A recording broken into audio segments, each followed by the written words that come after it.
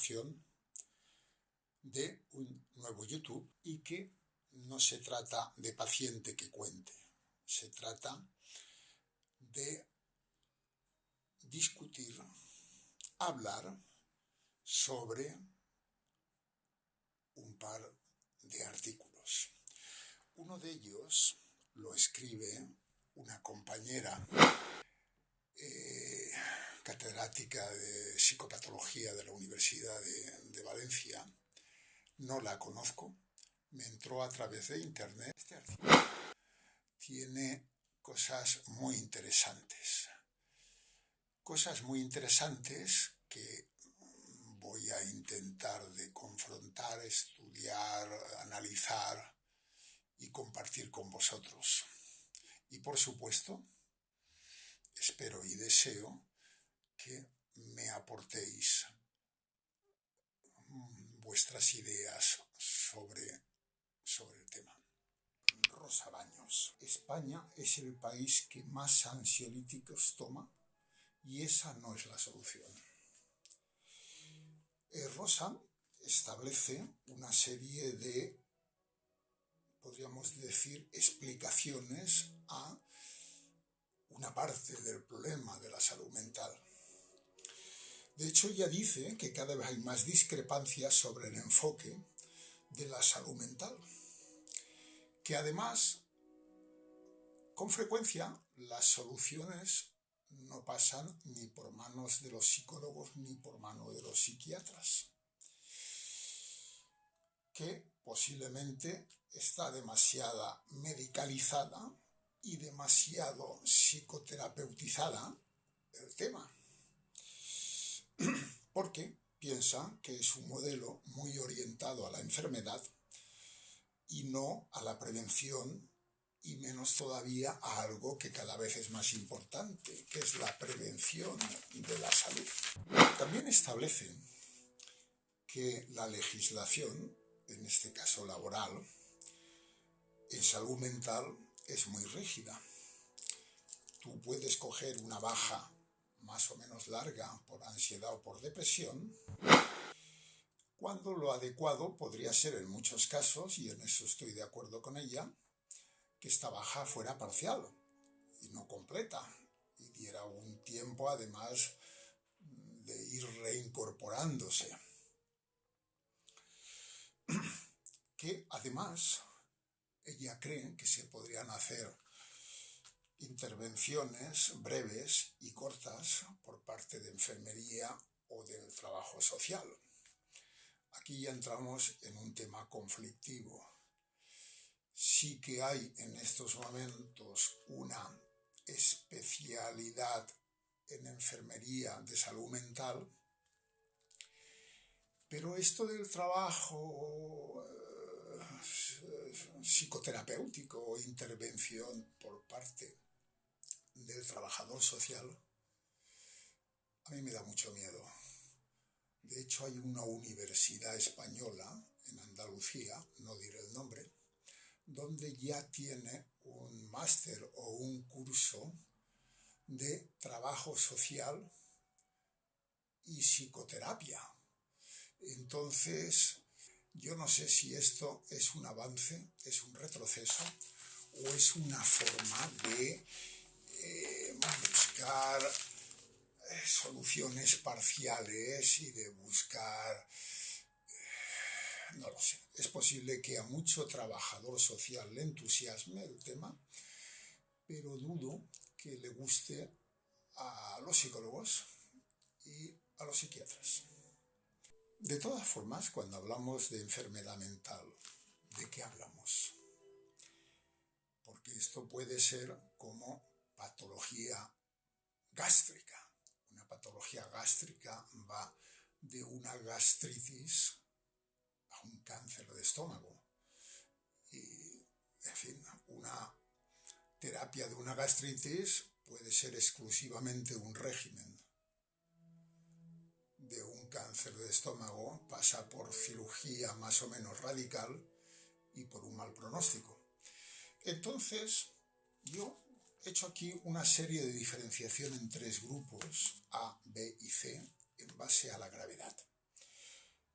El grupo A yo pondría de enfermo mental grave, esquizofrenia, otras psicosis, trastornos bipolares, depresiones graves, trastorno obsesivo-compulsivo importantes, trastornos de la personalidad. Son patologías que precisan en ocasiones, y puede que más de una vez, ingresos psiquiátricos, porque son pacientes que pueden tener manifestaciones muy importantes.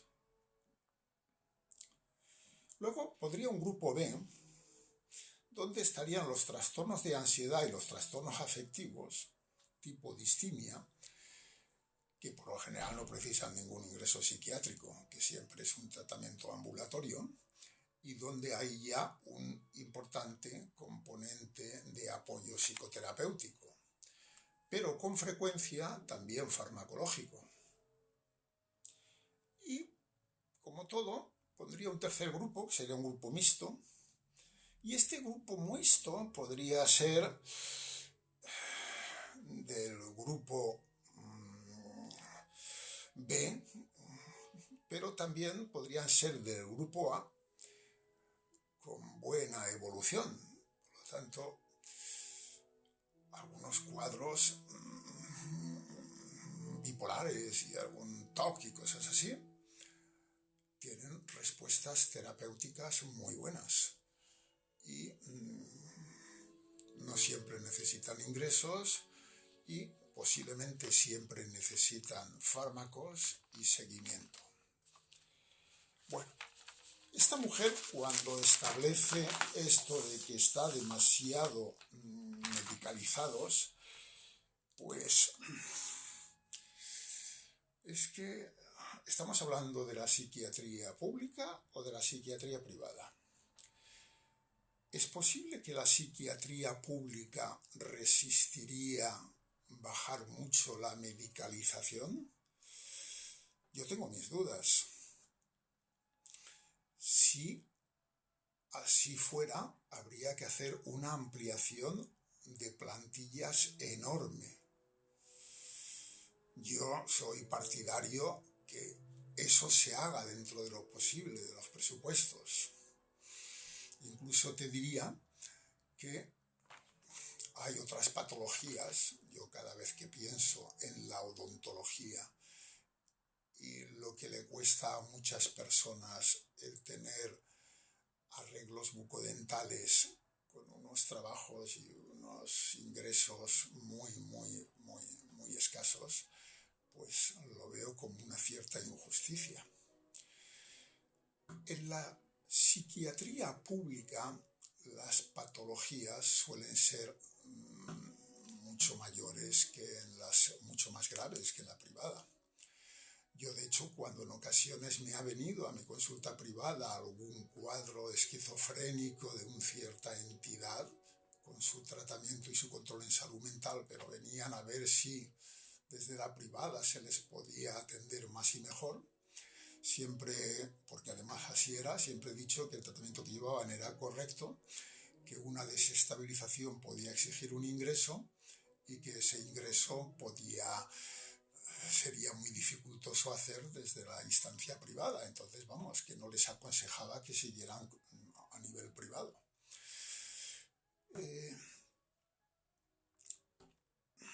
Lo privado tiene otra entidad, de hecho, nos nutrimos fundamentalmente de trastornos depresivos y ansiosos. Yo hace más de 30 años que cuento con ayudas de psicólogos en la clínica. En estos momentos, con 2 psicólogas, han llegado a haber hasta 4 o 5.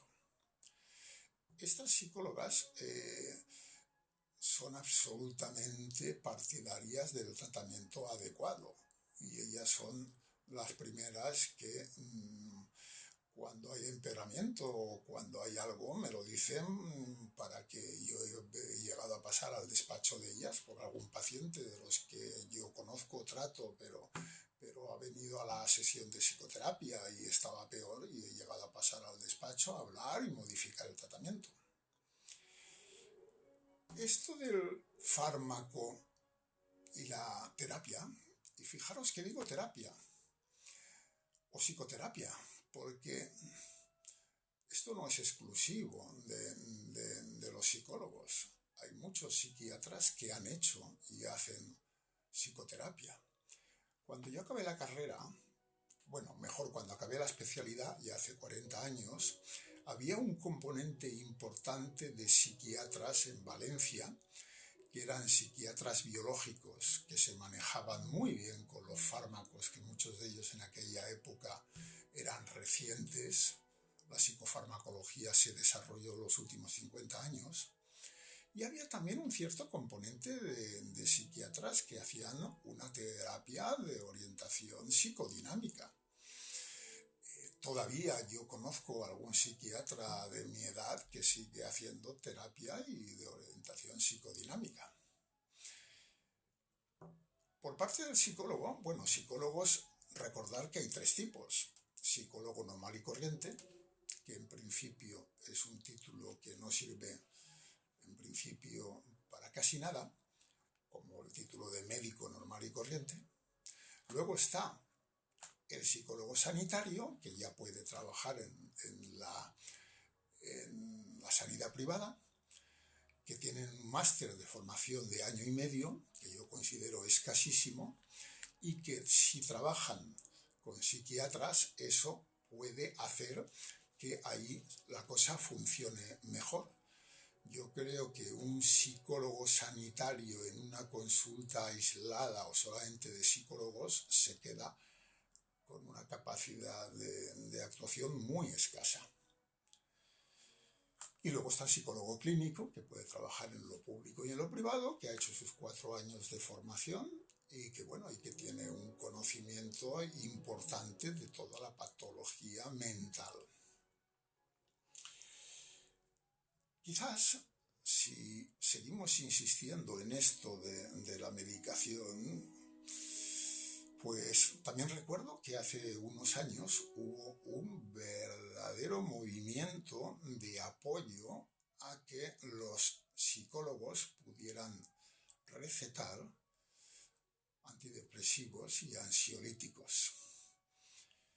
Ese movimiento fue perdiendo fuerza y no me extrañaría que algunos de ellos en estos momentos estén formando parte de los que piensan que se medicaliza demasiado.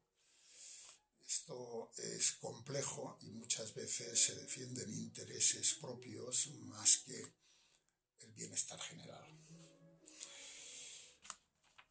Incluso me consta, porque he visto casos de personas que estaban en tratamiento con unos fármacos que les había recetado atención primaria por indicación de los psicólogos que habían hecho una nota, su médico de atención primaria.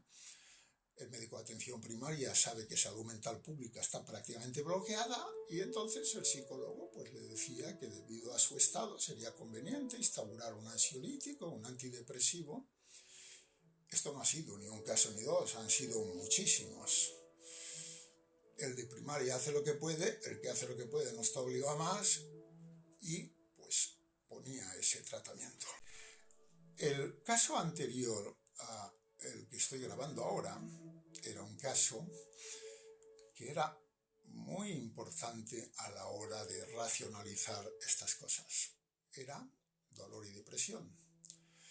Una mujer de mi edad que había enviudado hacía un tiempo, que tenía unas algias importantes por compresiones vertebrales, que iba incluso con un andador y que vino por una sintomatología de tipo depresivo.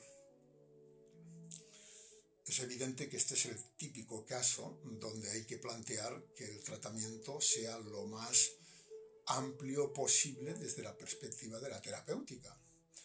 Y la verdad es que, y consta en ese vídeo, que con un tratamiento con duloxetina mejoró muchísimo su cuadro depresivo y mejoró bastante sus algias por las características de este fármaco. Para terminar el artículo de Rosa, diré que estoy de acuerdo con algunas de las cosas, pero que la globalización siempre es errónea, que en la psiquiatría, en la psicopatología y en la psicología clínica y sanitaria, siempre es cada caso, y cada caso es un mundo. Esto, a nivel público, dificulta porque no hay personal para poder hacerlo, y a nivel privado, pues sí que lo hay, pero yo creo que hay que buscar siempre clínicas donde haya psiquiatras y psicólogos, porque en ocasiones la solución A, medicación, o la solución B, terapia, cuando se funden, A más B da un resultado mucho mejor que solo A o solo B.